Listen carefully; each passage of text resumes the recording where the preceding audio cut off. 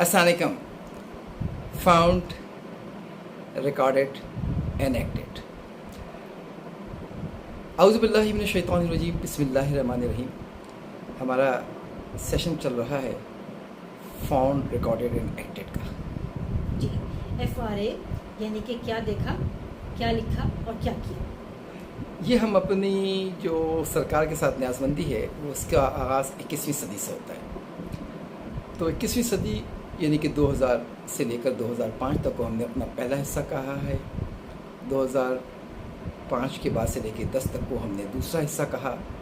2010 کے بعد سے لے کے 15 تک کو ہم نے تیسرا حصہ کہا, اور 2015 سے 2020 تک کو ہم نے چوتھا حصہ کہا. تو جی, جو موضوع ہم آج ڈسکس کرنے جا رہے ہیں وہ ہمارے پہلے 2 حصوں میں یعنی کہ 2001 سے 2010 میں فالو کرتا ہے. موضوع تو میڈم کا زیادہ ہے, لیکن اس سے پہلے میں آپ سے شیئر کروں کہ سن 2000 کی جب وہ تھی سینچری کا آغاز ہوا تھا کسی صدی کا, تو اس وقت دنیا اچھی خاصی ڈیولپ ہو چکی تھی ادویہ سازی میں. کچھ دوائیں جو اینٹی بایوٹک کہلاتی ہیں ان میں سب سے پرانی دوائیں جو تھیں وہ تھی پینسلن گروپ, جہاں سے اینٹی بایوٹک کا ایک لحاظ سے آغاز ہوا تھا. آغاز تو نہ کہیں, اینٹی بایوٹک جہاں سے مستحکم ہوئی تھی. تو پینسلن گروپ میں مشہور دوائیں آپ جانتے ہیں, ایماکسیسلن, آپ جانتے ہیں ایمپیسلن, کلاکساسلن, وہ سب پینسلن گروپ کی دوائیں تھیں. اس میں بینزاتھین تھا اور مختلف اس کے ڈفرینٹ مالیکولس تھے. پینسلن گروپ کے ساتھ ایک خاص بات یہ تھی کہ یہ کچھ لوگوں میں سینسیٹیو تھا, یعنی کچھ لوگوں میں اس سے ریئیکشن ہو جاتا تھا, اور ریئیکشن یعنی کہ الرجک ریئیکشن ہو جاتا تھا, اور بہت تیزی سے وہ ناقابل تلافی نقصانات یا حادثے کا شکار ہو جاتے تھے, یعنی کہ انتقال ہو جایا کرتا تھا. تو اس زمانے میں لوگوں نے سمجھ لیا تھا کہ جی پینسلن گروپ کے اندر ٹینڈنسی ہے چند لوگوں کو نقصان پہنچانے کی. تو لوگوں کو پہلے چیک کیا جاتا تھا کوئی اس سے الرجک تو نہیں ہے, اور جو اس سے الرجک ہوں تو ان کو اس سے دور رکھا جاتا تھا. اور آہستہ آہستہ جب انہیں پتہ لگا کہ دوائیں جو ایک پلیٹ میں بنتی ہوں یا ایک برتن میں بنتی ہوں یا آپ کہہ لیجیے ایک مکسر میں بنتی ہوں یا ایک جگہ بنتی ہوں, ان میں آلودگی ہو جاتی ہے ایک دوا کی دوسری دوا سے. تو اگر نان پینسلن میں پینسلن چلا جاتا تھا تو اس بات کا خدشہ ہوتا تھا اس کو الرجک ریئیکشن ہو جائے. کھاتا وہ نان پینسلن دوا تھا, سپوز فرض کر لیجیے کہ وہ وائٹامن کھا رہا تھا یا دوسری اینٹی بایوٹک کھا رہا تھا یا کارڈک ڈرگ کھا رہا تھا یا شوگر کی دوا کھا رہا تھا یا کوئی اور دوسری دوا کھا رہا تھا, مگر اتفاق یہ ہوتا کہ وہ دوا اس برتن میں بنی ہوتی یا اس جگہ بنی ہوتی یا ان لوگوں نے بنائی ہوتی جن لوگوں نے پینسلن کے ساتھ بھی کام کیا ہوتا, اور اس کے ٹریسز چلے جاتے تو اس بات کا خدشہ رہتا کہ جان چلی جائے گی. جان کی بڑی اہمیت تھی. تو میڈم پاکستان سندھ کی پہلی خاتون اسسٹنٹ ڈرگ کنٹرولر تھی, اور یقیناً آج سے یہ 20 برس پرانی بات ہے. تو دیکھتے ہیں میڈم کیا شیئر کریں. جی بالکل, میں اسسٹنٹ ڈرگ کنٹرولر تھی, اور اسسٹنٹ ڈرگ کنٹرول کے پاورز ہوتے ہیں آفیشیل پاورز کے, وہ ان کمپنیز کو وزٹ کر سکے.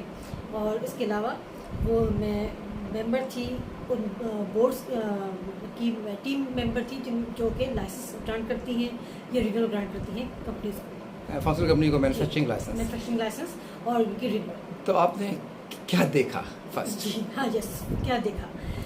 دیکھیے, میں نے اپنے جو یہ دور تھے اس میں بہت عرصہ کئی کمپنیز کا انسپیکشن کیا, اور یہ کمپنیز جو ہیں وہ مختلف علاقوں میں تھی, سائٹ بھی, کورنگی بھی, نانڈی بھی, پہلے ہم نارتھ کا انڈسٹریل ایریا کہہ لیں وہ بھی. اچھا, میں شیئر کر لوں, میڈم سندھ میں کراچی میں پوسٹڈ تھیں, اور جو کراچی تھا وہ پورے پاکستان کا بہت بڑا دوا سپلائی کرنے کی جگہ تھی. جی, تو آگے بڑھیں. جی, تو میں نے یہ دیکھا کہ ہماری کئی قومی کمپنیاں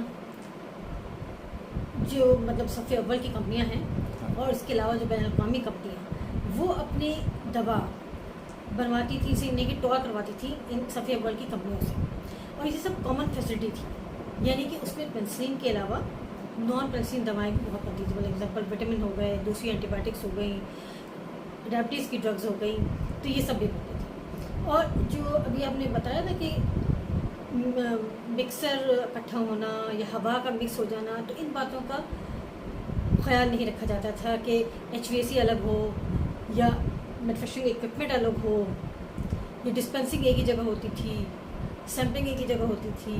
तो ये सब मैंने कई कंपनियों में देखा, एक नहीं कई कंपनियों में देखा। मतलब कराची की जोग्राफी में? जी बिल्कुल, जो मैंने आपसे जिक्र किया ना कि डिफरेंट जो एरियाज, लांडी में भी दिखाई बिल्कुल लांडी में भी, कोरंगी में साइट में, ये इसका नॉर्थ कराची इंडस्ट्रियल एरिया है हमारा, हर जगह देखा। तो बाकी भी तो आपके कलीग थे, सीनियर्स थे, डॉक्टर्स थे, अस्पताल के एक्सपर्ट्स थे उस एज में जो आपके साथ जाते थे ग्रुप्स के अंदर, बोर्ड था, वो क्या कहता था आपको?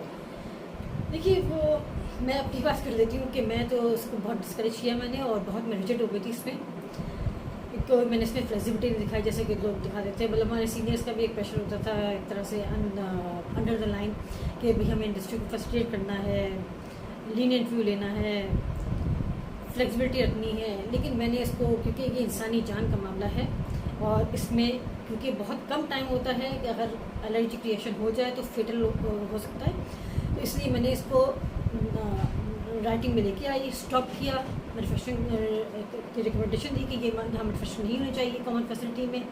और इसके नतीजे में ये हुआ कि आहिस्ता आहिस्ता लोगों ने फिर हमारी बातों को एक्वायर कर पॉजिटिव लेना शुरू किया, और जितनी भी डेडिकेटेड फैसिलिटीज़ बनी पेंसिलिन की, वो अल्हम्दुलिल्लाह के इसके बाद हमारे एक्शंस के बाद बनी। आपका भी तो इसमें बड़ा हो रहा है। मैं तो बदनाम थे।